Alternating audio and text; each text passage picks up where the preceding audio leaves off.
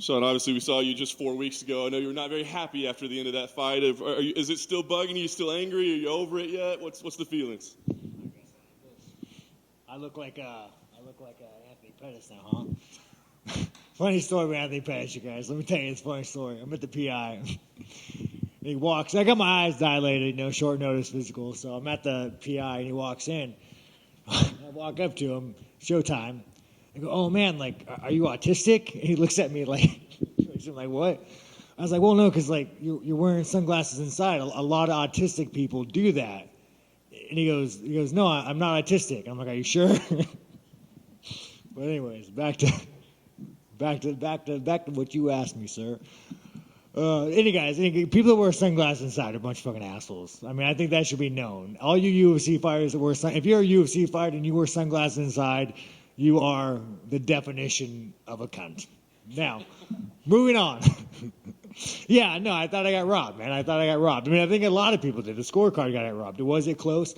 And let me tell you why it was close. I'll tell you why it was close, you guys. What you guys seen there was a technical fucking sharpshooter.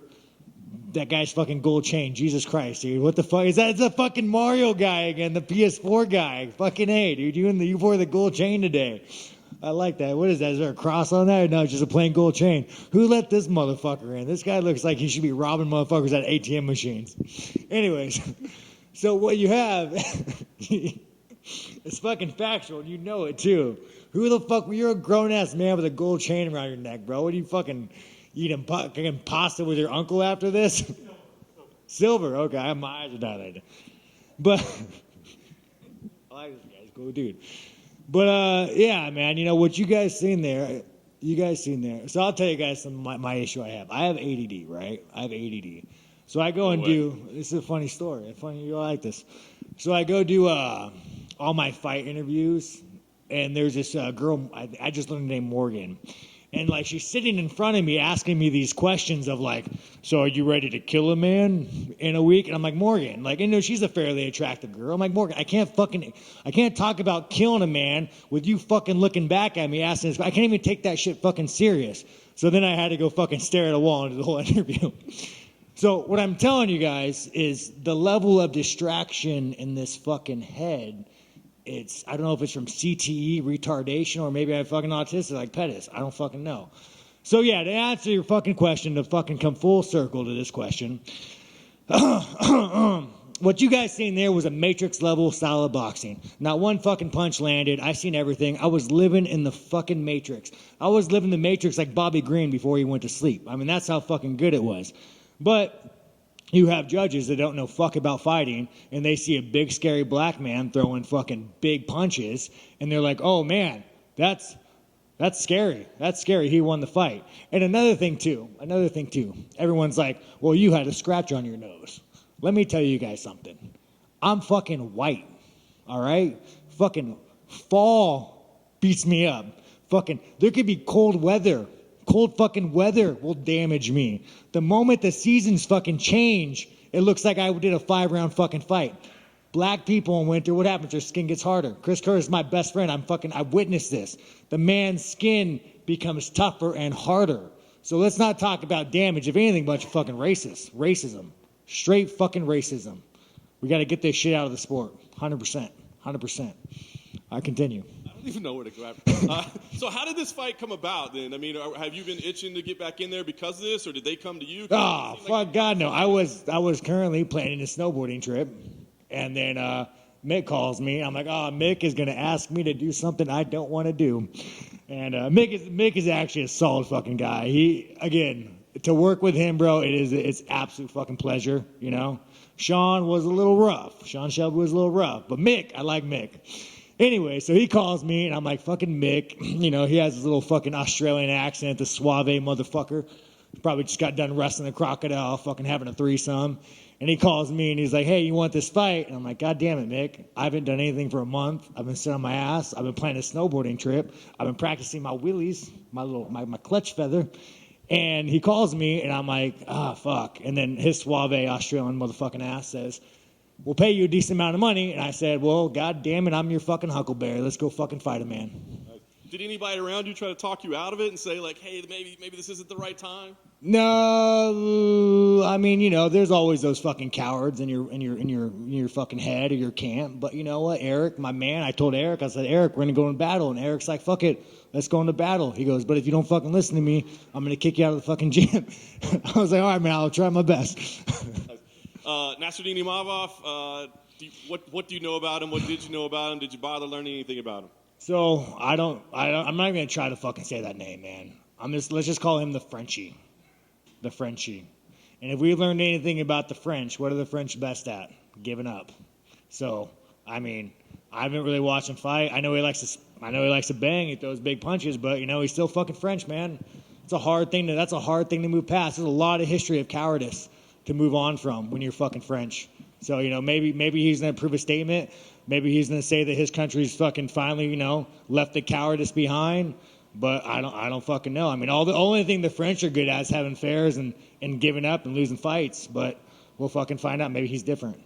Have you ever considered a job as a stand-up comedian at some point in your career? No, man. I don't know. I look at you fucking people and I just like to make fun of you guys. I can't fucking help it, I can't fucking. There's a guy over there. You're a decent looking guy. I'm not gonna make fun of you. You trying to look like fucking Jack Hume. What's this guy's name? The Wolverine guy. The Wolverine guy, is that what you're going for? You're going for that, huh? I fucking tell this guy. This fucking guy. Anyways. No. I just, I like you guys. I like to talk to you guys. I can always tell the ones that don't like me, though. I feel like this guy has a little hate boner for me. No, don't you fucking lie to me. You got a little hate boner for me. It's okay. It's okay. I forgive you. I don't like myself half the time. Sometimes I look myself in the mirror. I'm like, this motherfucker. I want to fucking just punch the mirror. I understand it. All right, continue. So last thing I was going to ask you, I mean, based on what happened in the last fight, based on the judging, all that, will you fight any differently? I mean, have you talked about, hey, I need to change something up because of the way these judges are looking at my style?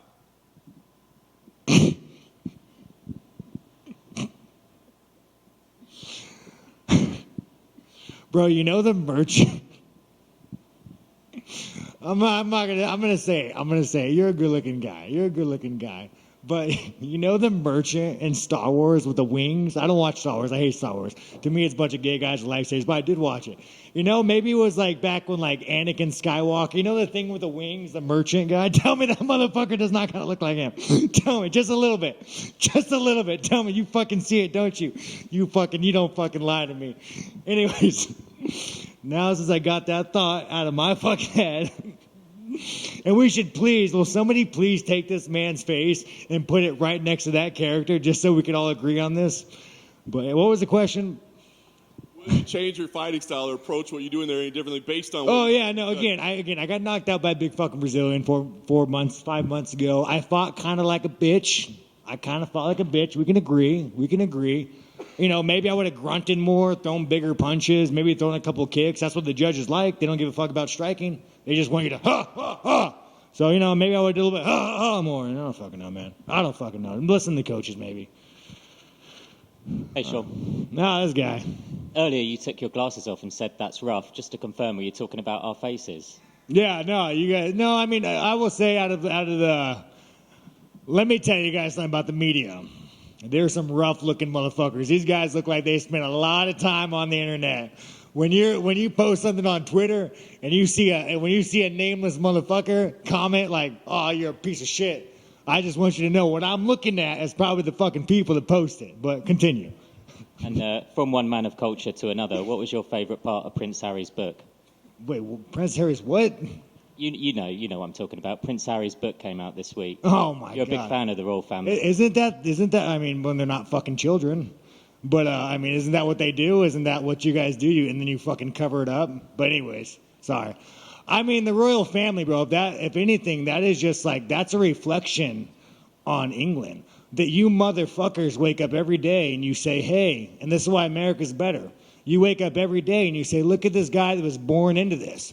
I'm going to worship this guy. I'm going to follow him. That is the most pathetic shit I've ever seen. You know what America says? You got 4 fucking years, maybe 8, and if you fuck it up, you better have private security fall on you for the rest of your fucking life because someone's out to get you. But you motherfuckers, you say, hey, you're born into this. We're going to follow you, and Just you guys got to be fucking better. And Prince Harry, I don't know fuck about that guy. Who would you have as the King of England? You know, I was a big fan on.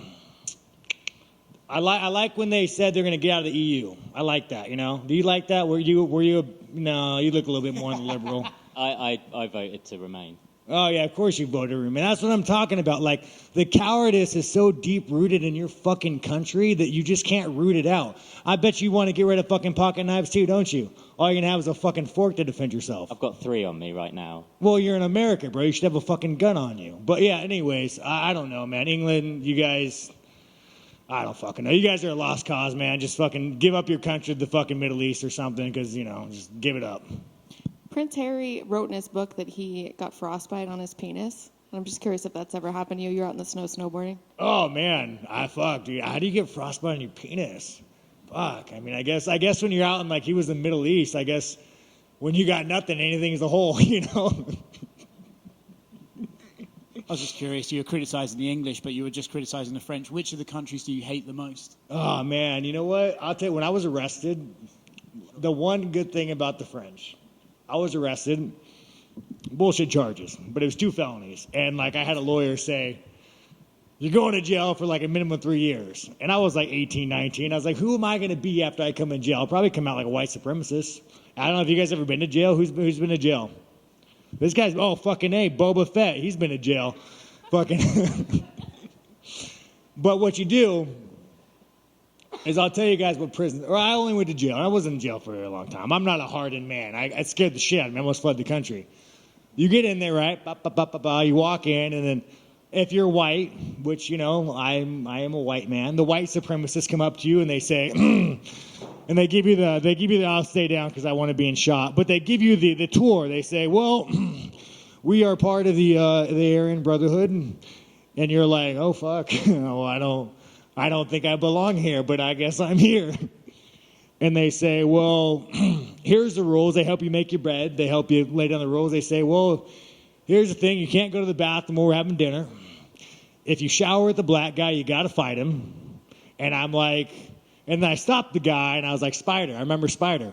I'm like, listen, man, I'm not really racist. Like, I'm not really like, you know, it's not really what I believe in. And he goes, well, let me stop you right now. He goes, if you don't join us, you know, you're pretty much on your own. You're kind of fucked. And as they're walking me into county, and I walk because it's segregated. I walk past the segregation, the black cell, and you have all these Chris Curtis looking motherfuckers grabbing the bars, threatening me, telling me they're gonna fucking kill me. So now I'm in this predicament. Think about what you would do as a white 18-year-old. I'm in this fucking predicament. There's a man, Spider, telling me that pretty much if I don't join their club, I'm gonna go pretty much be outcasted and targeted. So yeah, what I'm trying to say, you guys, I'm not fucking made for prison. So back to why I like the French. And oh yeah, funny story about Spider. Spider, I don't know what you're doing, man, but I hope you're doing well. If you're watching this, he had a swastika on his hand, right? This is how stupid I am. He had a little swastika on his hand. So I tell Spider, I'm like, Spider, man, like, bro, when you get out of jail, like, you know, I'm like 19. I'm like, when you get out of jail, like, how do you get back into life? Like, how do you go and get a job with a fucking swastika on his hand? Spider looks at me. He's like, well, man, I'm not getting out. And he's like, in here, they know I fucking earned it. And I'm like, what do you mean, earned it? And Spider goes, you got to fucking earn it. And I tell Spider, I'm like, Spider, I'm not in here for a long time. I'm not fucking earning mine. So anyways, back to why I like French. On jury selection of me about to, you know, on the jury selection, the day we all look forward to when we're going to fight the government, I bought a plane ticket to France. And I was going to go join the French Foreign Legion because, you know, I wasn't wanted by Interpol. And so I walked to the DA and I said, listen, you motherfuckers, this is what I want.